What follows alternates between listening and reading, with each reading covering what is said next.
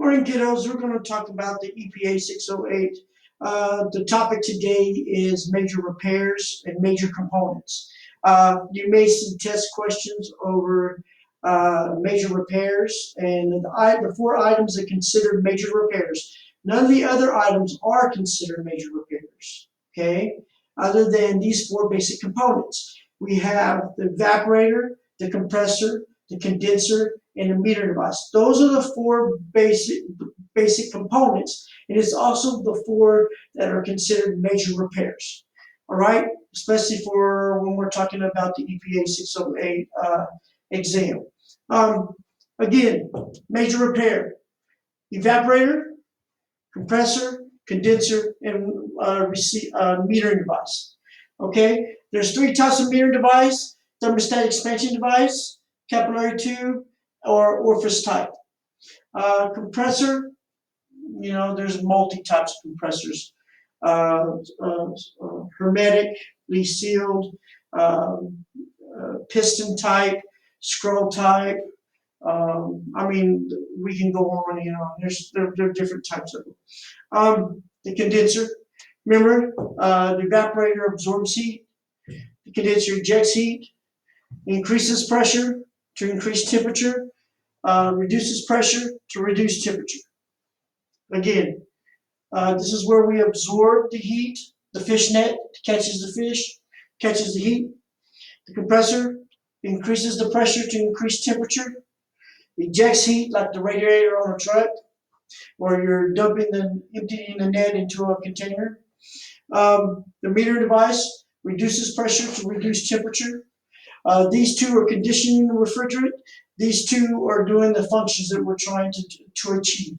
One's catching the heat, one's ejecting the heat outside, all right, or outside the compartment, whatever. If we're talking about refrigeration, it's outside the refrigerator.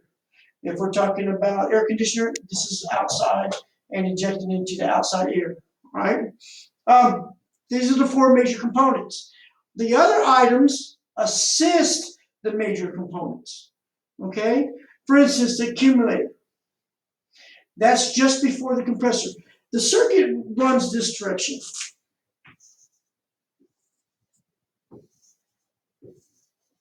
So we absorb heat, then we go through the accumulator, through the compressor. Compressor increases the pressure, increases the temperature, goes through the condenser, and ejects the heat outside, starts turning the refrigerant back into liquid, and then in the liquid refrigerant goes into the receiver.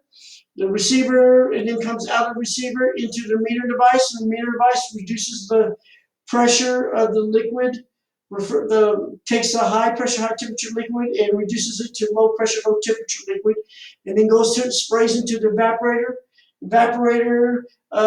It goes into the evaporator as a low pressure, low temperature liquid, and comes out a low pressure, low temperature vapor, goes into the accumulator, and comes out nothing but a vapor, goes into the compressor. The compressor takes a low pressure, low temperature vapor, increases the vapor into a high pressure, high temperature vapor.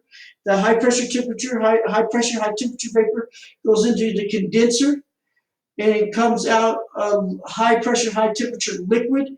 The high pressure, high temperature liquid goes into the receiver, and then the high pressure, high temperature liquid goes into the meter device, and then the high pressure, high temperature liquid goes into the meter device, and then is reduced to a low pressure, low temperature liquid, sprays into the evaporator, goes into the evaporator as a low pressure, low temperature liquid, comes out a high pressure, high temperature vapor, comes out, rephrase that. It goes into the metering device as a high pressure, high temperature liquid, comes out as a low pressure, low temperature liquid. The low pressure, low temperature liquid sprays into the evaporator, comes out of the evaporator as a low pressure, low temperature vapor.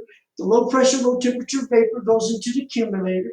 It comes out of the accumulator into the compressor as a low pressure, low temperature vapor, goes into the compressor as a low pressure, low temperature vapor, comes out a high pressure, high temperature vapor, actually a superheated high pressure, high temperature vapor. The superheated high pressure, high temperature vapor goes into the condenser, comes out the condenser as a high pressure, high temperature liquid. The high pressure, high temperature liquid goes into the receiver, comes out of the receiver as a high pressure, high temperature liquid.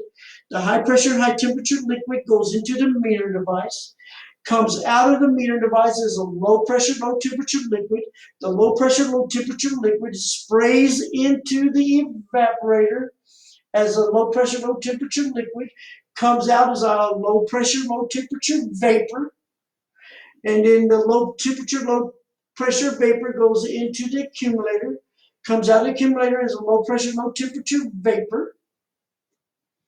And then the low pressure, low temperature vapor goes into the compressor, comes out as a high pressure, high temperature vapor, actually a superheated high pressure, high temperature vapor, and goes into the condenser as a high pressure, high temperature superheated vapor, going into the condenser, comes out as a high pressure, high temperature liquid. The high pressure, high temperature liquid goes into the receiver, comes out as a high pressure, high temperature liquid, goes into the meter device as a high pressure, high temperature liquid.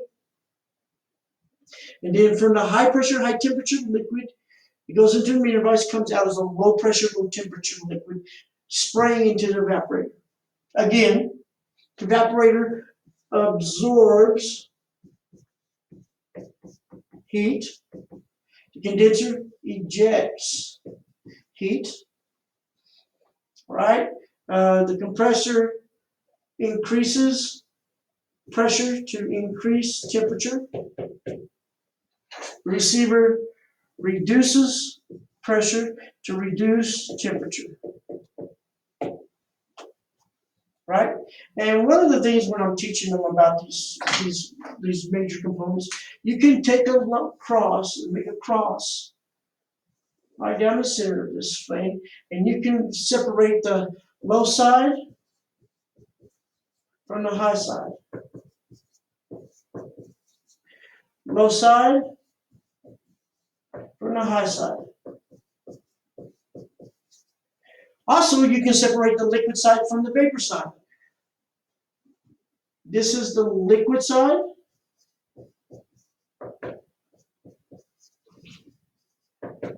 And this is the vapor side. So when I was explaining it to you, is you went in as a low pressure, low temperature liquid spraying in the evaporator, coming out as a low pressure, low temperature vapor, going into the compressor as a low pressure, low temperature vapor, coming out of the compressor as a high pressure, high temperature vapor, going into the condenser, coming out as a high pressure, high temperature liquid, and coming and going into the receiver as a high pressure, high temperature liquid, coming out as a low pressure, low temperature liquid, spraying into the evaporator.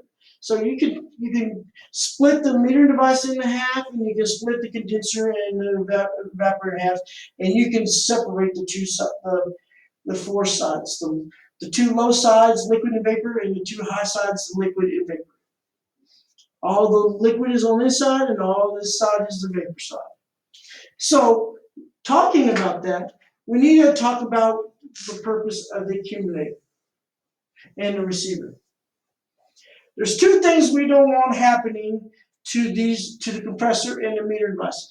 We do not want vapor getting to the meter device, and we do not want liquid getting to the compressor. That's the purpose of the accumulator and the receiver. All right, the receiver makes sure nothing but liquid comes out of it to go into the meter device, and the accumulator makes sure there's nothing but vapor coming out of it going into the compressor. Because we never want liquid going into the compressor because it will damage the compressor. And we never want vapor going into the meter device because it can damage the meter device. So these two items actually are there to help protect the compressor. And this is how it works. If you could see inside it, the inlet for the evaporator here would come out of, go in to this device in a dip tube, is at the bottom of the container. And then the exit point for the accumulator comes out from this point going over to the condenser. So if any liquid comes in, it will stay at the bottom. It'll stay out here at the bottom. And the only way to get out of the accumulator is up through this port up here. So the only way you can get out is as a vapor. It cannot come out as liquid won't go up that direction. I mean, liquid doesn't just, float. It has to be changed into a vapor before it moves on. So that's how the receiver works. Well, I said this receiver. That's how the accumulator works. That's how this works. All right. So the dip tube, it comes in through the dip tube, and if there's any liquid, it'll stay into the at the bottom, and then the only way out is a vapor going into the condenser. The compressor, going to the compressor. So it's going to the compressor. I don't want to confuse you there.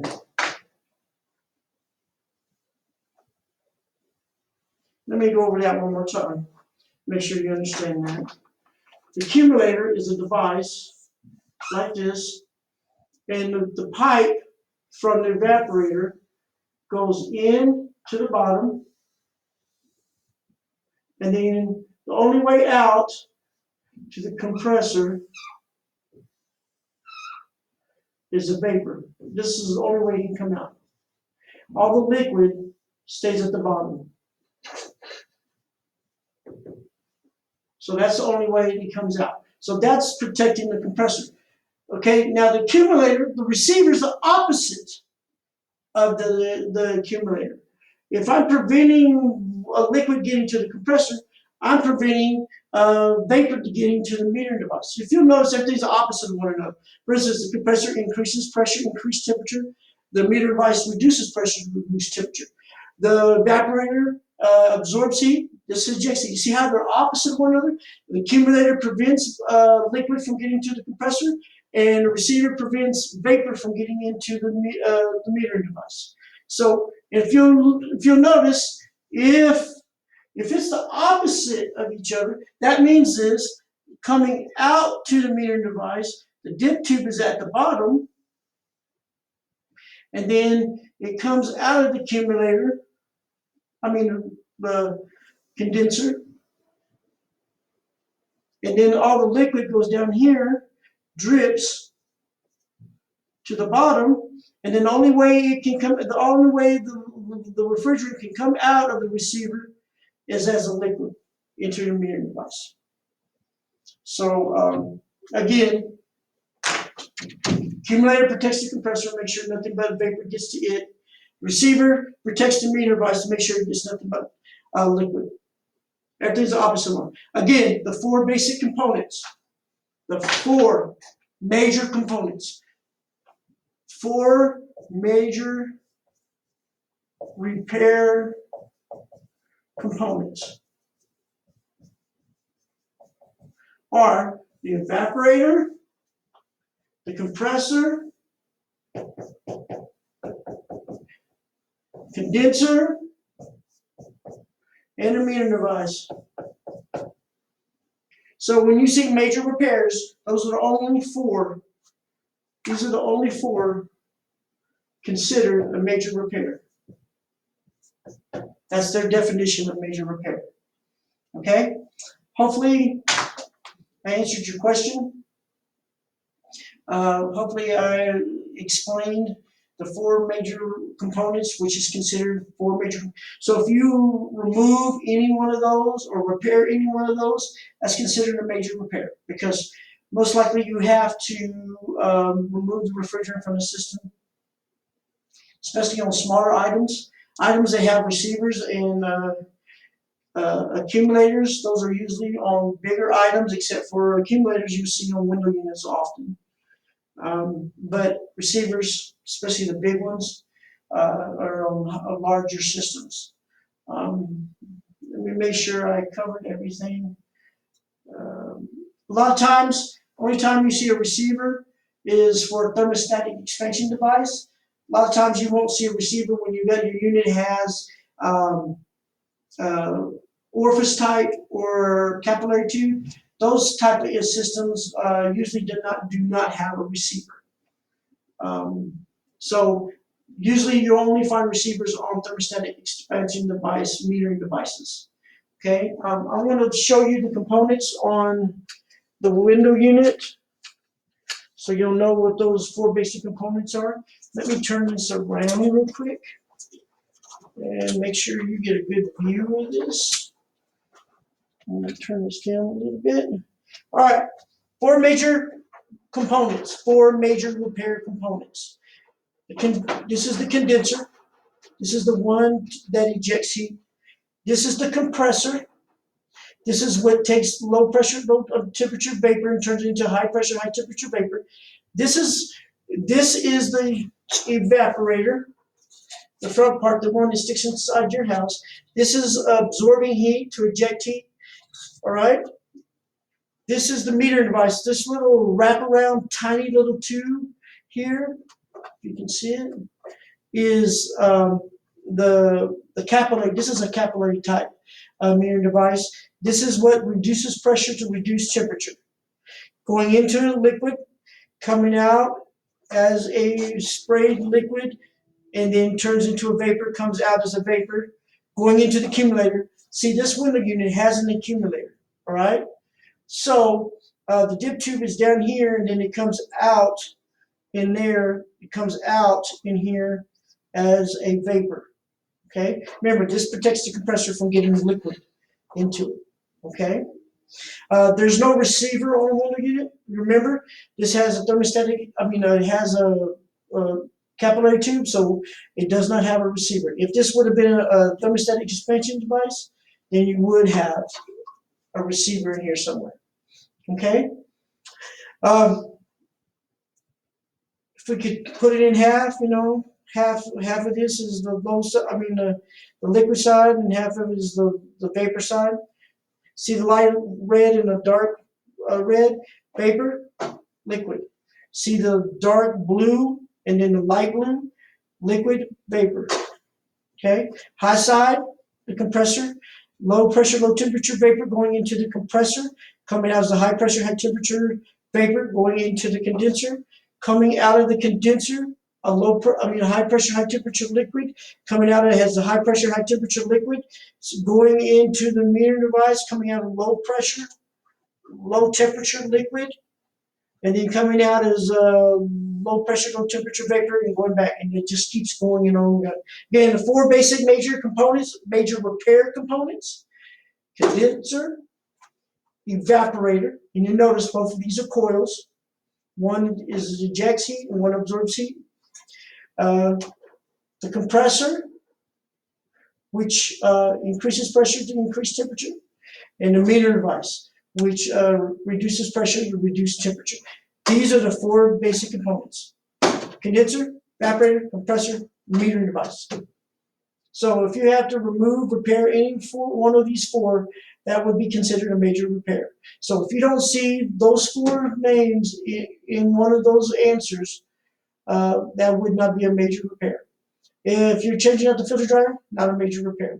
If you're changing out screw, bolts, blower, not a major repair. Okay? So again, window unit, the 4 major components. Hopefully I explained it well. If you have any questions, give me a call. See y'all later.